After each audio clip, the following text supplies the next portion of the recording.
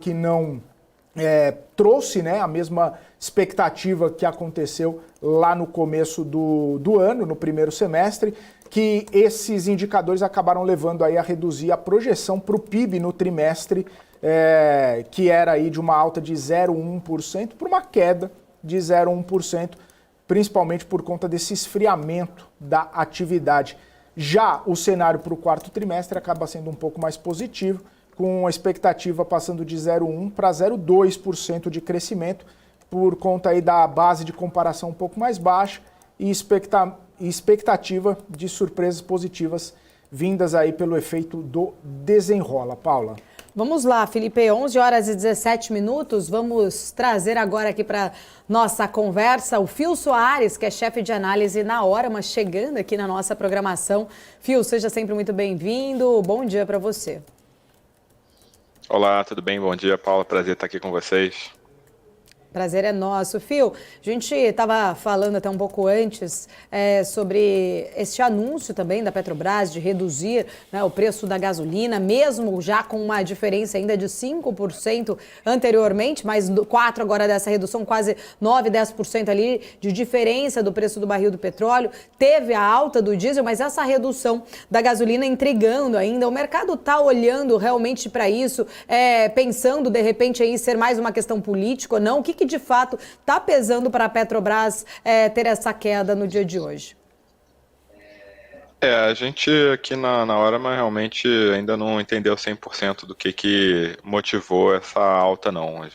Essa queda, né? Porque foi uma queda do preço da gasolina na casa de 4,1%, mas também teve a alta do diesel, né? O diesel que estava com um descasamento até maior em relação ao preço internacional do que a gasolina. Talvez tenha sido um movimento ali que tem a intenção de ser neutro do ponto de vista de finança da Petrobras, né? Então, para nivelar o nível de defasagem entre os produtos, mas realmente o que a gente esperava seria ter um aumento no diesel e um aumento na gasolina também. Seria o que, na nossa concepção aqui, faria mais sentido do ponto de vista de repasse, né? Porque, afinal de contas, essas últimas semanas a gente teve aumentos expressivos do petróleo, né? Tirando imediatamente ontem e hoje, a gente tem observado um aumento bem consistente aí com esse acerramento dos conflitos lá fora.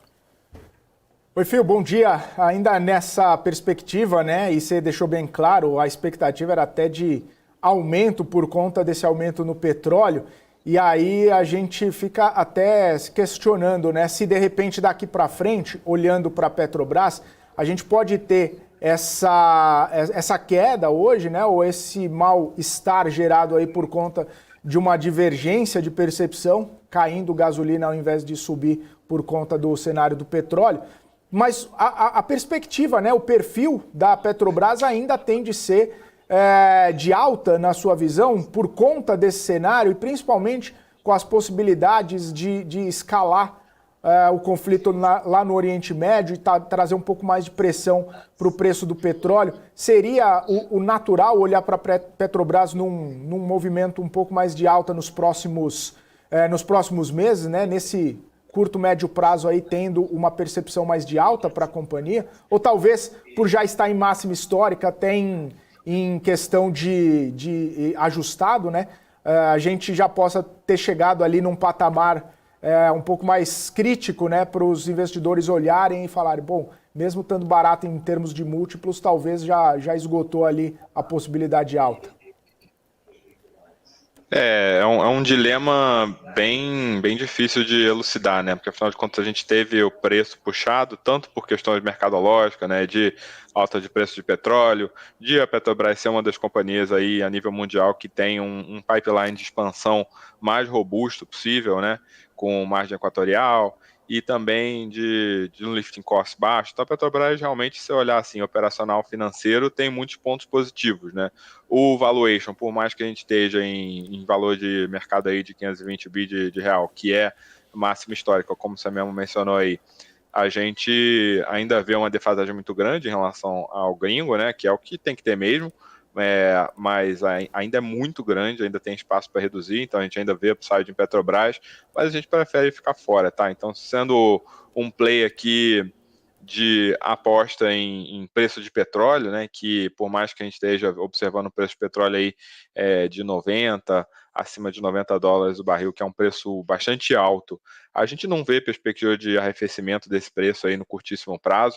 Tivemos aí a notícia hoje, né, de ontem para hoje do Biden afrouxando sanção com a Venezuela, o que vai colocar inevitavelmente mais barris aí no mercado, mas mesmo assim vemos uma demanda muito resiliente, um pipeline de aumento de oferta ainda muito incipiente. Então, nossa perspectiva para petróleo aqui, médio prazo, é positiva, mas a gente prefere se expor em outros veículos, né? Então a gente tem falado muito aqui na hora da Prio, que é das Junior, né? Acho que não pode nem mais chamar de Junior, que é uma empresa de 50 bi de valor de mercado, com extração de 100 mil barris diários, então é uma empresa que já não é mais Junior.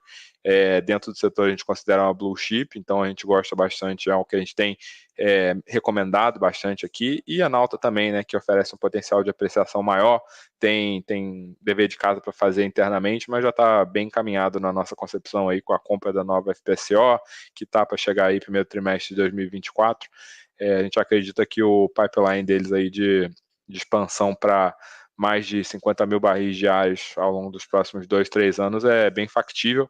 Então, esses são os dois nomes que a gente tem trabalhado mais aqui, deixando o Petrobras num segundo plano, né? Não por falta de potencial de apreciação, mas por ainda não estamos dispostos a recomendar aqui para os nossos clientes a questão da ingerência, né, estatal.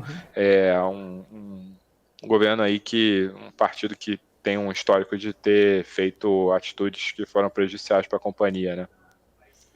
É até interessante, Phil, porque quando a gente olha, né, a gente até fez esse estudo aqui recentemente, os principais fundos, né, com desempenho importante no ano de 2023 acabam sendo monoativos de Petrobras. Surfaram toda essa movimentação de alta, mas também chegar, né, depois de quase 100% de alta, 90 e poucos por cento de alta em um ano e esperar que possa ter ainda mais fôlego, né? Quem surfou, surfou, quem não surfou já pode pegar essa movimentação do petróleo e ir para outras empresas, como você comentou, né? Uma Prio, uma Enalta, na sua percepção. Olhando para essas duas empresas, aí o perfil é diferente, né? O perfil é mais de crescimento e valorização, não necessariamente uma distribuição de dividendos, esperar a distribuição de dividendos dessas companhias, pelo menos numa proporção talvez parecida com a da Petrobras, é impensável, né? O perfil do investimento é outro quando você olha para as Júnior. Assim, se você falar, aí realmente a diferença é entre Petrobras e as demais, né? Porque se você olhar para Prio e Enalta, a própria Prio, mesmo que seja uma companhia mais estabilizada e tal, ainda tem uma fronteira de crescimento relevante e muita oportunidade de alocar capital e não tem tido o pagamento de dividendo nem de longe em linha com o que a Petrobras vem colocando aí ao longo dos últimos anos, né? Então, são cases que estão mais balizados ali em crescimento, em reinvestimento de dividendos para crescer produção, né? Então, são plays que não são baseados em dividendo, não tem essa lógica do dividendo tão estabelecida, não. Mas a ideia aqui seria surfar a valorização de preço mesmo. Boa. Ô, Phil, a gente está vendo essa movimentação hoje, né? Claro que o Ibovespa caindo um pouco mais de 1%, tem um reflexo, né, do que a gente está vendo lá fora, as incertezas e tudo mais, mas hoje é dia de vencimento de opções também. Qual que, na sua visão, pode ser peso, né, para essas movimentações que a gente está vendo hoje? Seja até nas blue chips, né? Cenário internacional, cenário mais de vencimento de opções, no Ibovespa também. Qual que é o peso nessa proporção aí? O que pode estar sendo essa chacoalhada também movimentado com esse vencimento de hoje?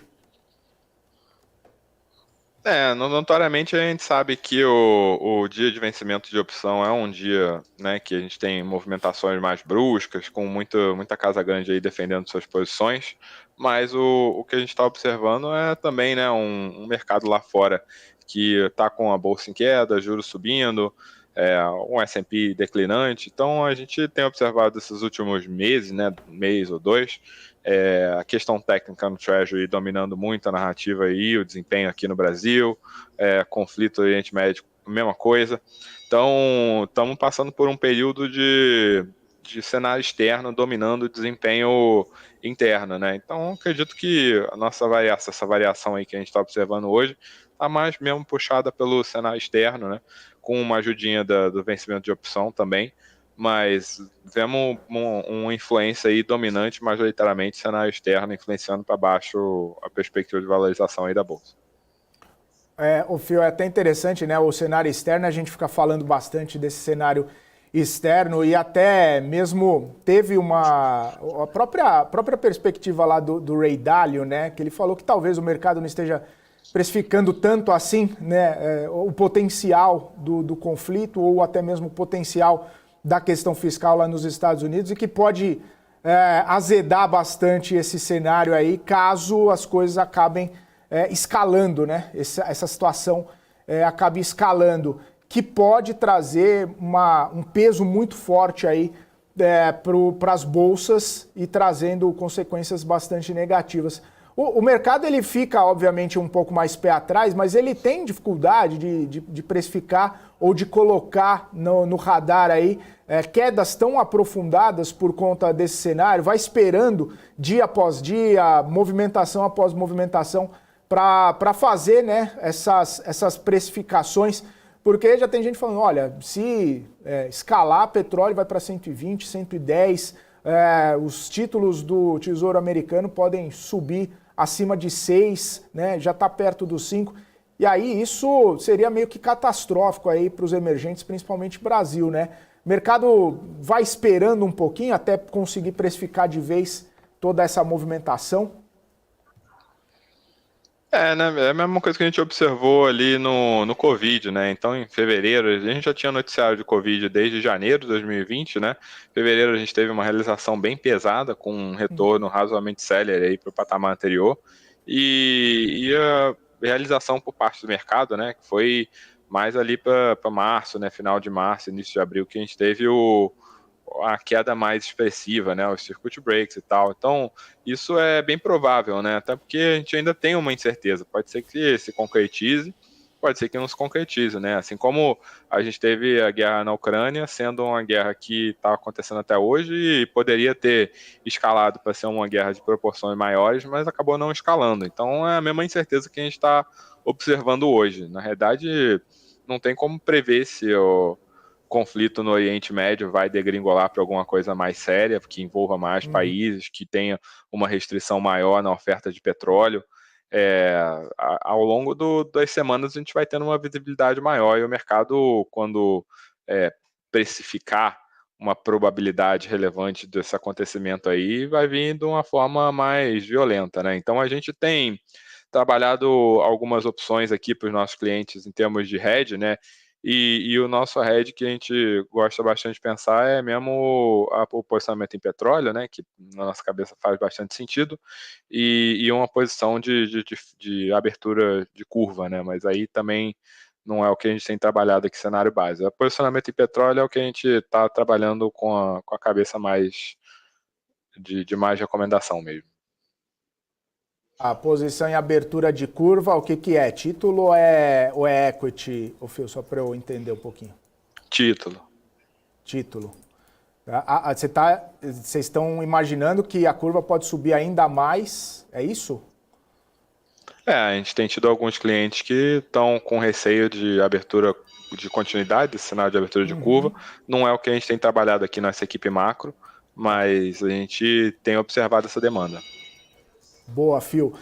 Olhando para a Bolsa, né? E aí a gente, olhando hoje a curva especificamente, tá fechando, né? Por mais que ainda esteja num patamar um pouco mais alto ali, né? A gente vê a curva fechando, nem assim algumas empresas mais sensíveis a juro acabam tendo uma vida um pouco mais fácil, né? Hoje está bem pesado para todo mundo. Essas empresas mais sensíveis também não estão no radar, né? Nem para um tiro um pouco mais curto, de repente algo mais micro nesse começo aí de temporada de resultados que está para chegar. Você não vê nenhum tipo de possibilidade, enquanto as coisas não ficarem um pouco mais claras no cenário internacional, de fazer movimentos curtos em algumas empresas nesse sentido, Fio?